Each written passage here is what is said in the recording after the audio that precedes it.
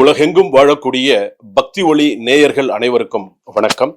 நான் உங்கள் டாக்டர் ராஜ்குமார் சிவாச்சாரியார் பேசுகிறேன். இது என்னுடைய 2வது பதிவு. அதாவது நம்ம குடும்பத்துல நம்ம இருக்கோம், நம்ம நிறைய விஷயங்கள்ல நம்ம பார்த்துட்டு இருக்கோம், நிறைய விஷயங்கள் தெய்வ காரியங்கள்லாம் நிறைய செய்யறோம். நான் சில பேருக்கு சில விஷயங்கள் சொல்லணும்னு நான் இந்த நேரத்துல நான் விருப்பப்படுறேங்க.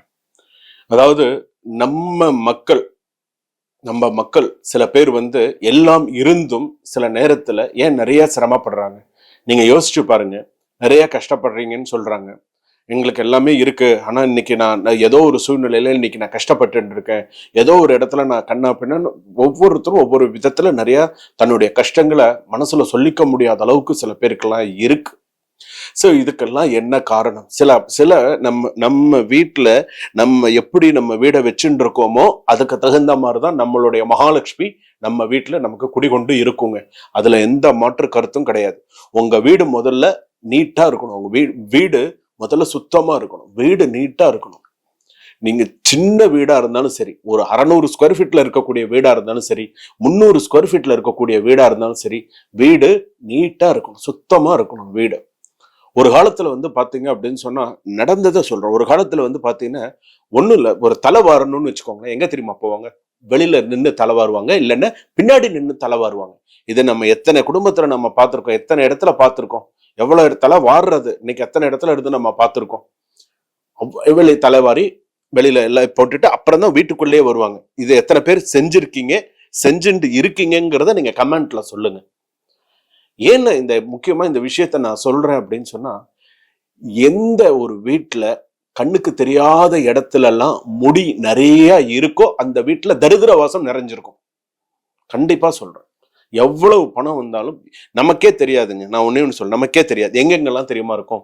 சோஃபாக்கு அடியில இருக்கும், டிவிக்கு அடியில இருக்கும், எங்கேயாவது ஒரு இடத்துல பறந்து போய் ஒரு இடத்துல எங்கேயாவது ஒரு இடத்துல அப்படியே ஒட்டிட்டு நிறைய ஒரு சில விஷயத்துல இருக்கும். எவ்வளவு அந்த முடி நம்ம வீட்டுல அந்த மாதிரி இருக்கோ, தலைமுடி எவ்வளவு அந்த மாதிரி எல்லாம் நம்ம இதா இருக்கோ, தரித்திரமும் அந்த வீட்டுல இருக்கும். என்னதான் பணம் வந்தாலும் அந்த வீட்டுல இருக்காது. என்னதான் சில விஷயங்கள்லாம் நீங்க செஞ்சு பாருங்க, இருக்கவே இருக்காது. இன்னைக்கும் நீங்க வீட்டை எப்படி வச்சுக்கணும்? அதுக்குதான் என்ன பண்ணுவாங்க, வாரம் வீட்டை துடைக்கிறது, ஃபேன் துடைக்கிறது, இதெல்லாம் வீட்டுல செஞ்சு பார்த்திருக்கீங்களா?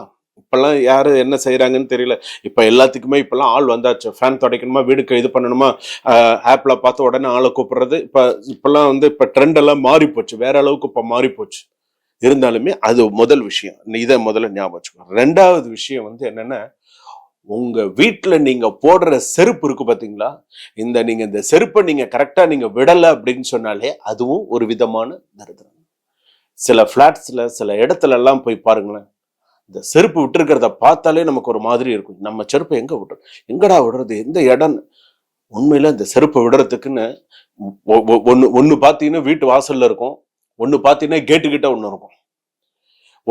உள்ள வரும்போது ஒண்ணு இப்படி தூக்கி விடுவான், ஒண்ணு இந்த கால்ல தூக்கி எறிவான். பார்த்திருக்கீங்களா?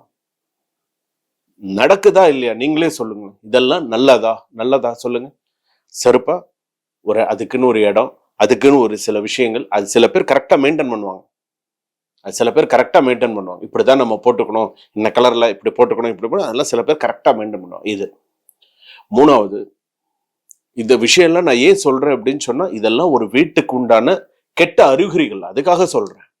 3வது விஷயம், நமக்கு ஒருத்தரை உயிருக்கு உயிரா பிடிச்சிருக்குங்க. உயிருக்கு உயிரா நமக்கு ஒருத்தருக்கு பிடிச்சிருக்கும், நம்ம இல்லைன்னு சொல்ல முடியாது.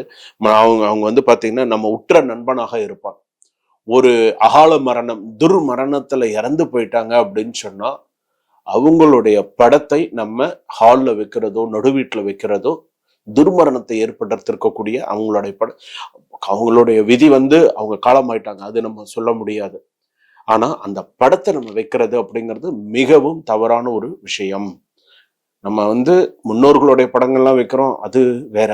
ஆனா துர்மரணமானவர்களுடைய படம் இருக்கும் பொழுது அதோட கெட்ட சக்தி, கெட்ட சில விஷயங்கள் அப்படின்னு இருக்கும். சில பேருக்கு அது பாசிட்டிவா இருக்கும், சில பேருக்கு அது நெகட்டிவா தான் இருக்கும். சோ இதைதான் நம்ம வச்சுக்கணும், இதைதான் நம்ம வச்சுக்க கூடாது அப்படின்னு சொல்லி சில கணக்குகள் இருக்கு.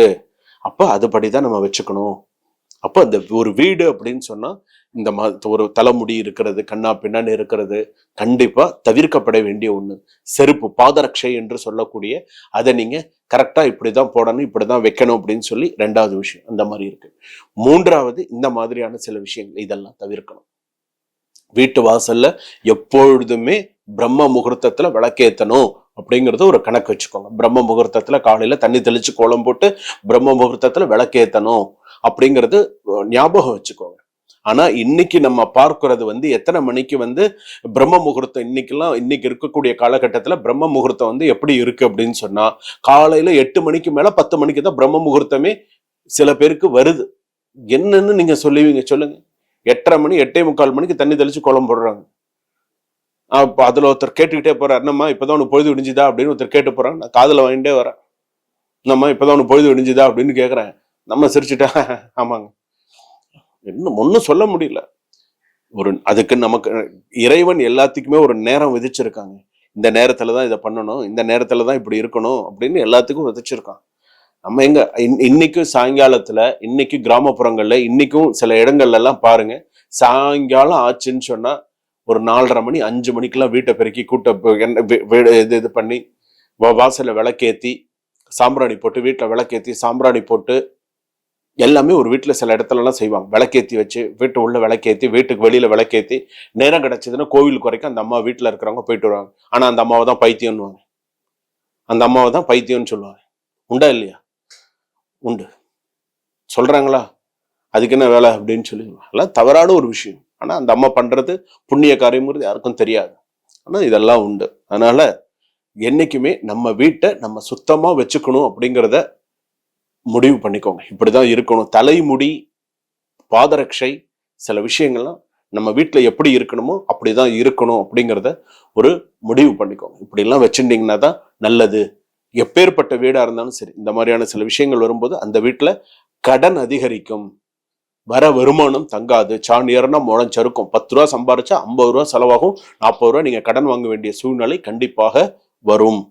சோ அதனால உங்க வீட்டை எப்படி நீங்க வச்சுக்கணுங்கிறத நீங்க முடிவு பண்ணுங்க. சரிங்களா? சுபம். வாழ்க வளமுடன்.